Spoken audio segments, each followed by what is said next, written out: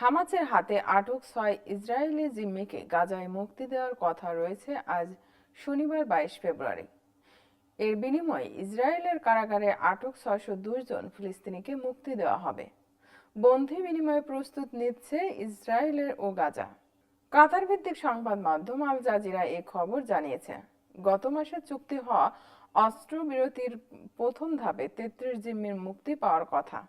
এদের মধ্যে শেষ জীবিত ৬ জনকে আজ স্থানীয় সময় সকাল ৮:৩০টায় হস্তান্তর করা হবে বলে জানিয়েছেন হামাসের কর্মকর্তারা। এদিকে ভুলভাবে শনাক্ত করা একটি বরাদ্দ ফেরত পাঠানোর ঘটনা নিয়ে ওঠা অভিযোগ এই দুর্বল অস্ত্রবিরতিকে বিপদের মুখে ফেলেছে।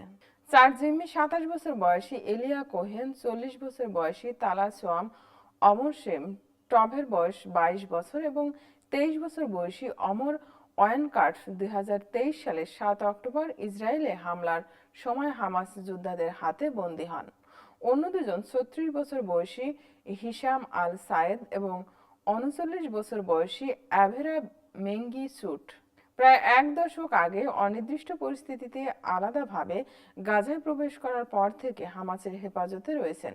বিনিময়ে ইসরায়েলি কারাগারে আটক ৬০২ ফিলিস্তিনি বন্দীকে মুক্তি দেওয়ার কথা রয়েছে।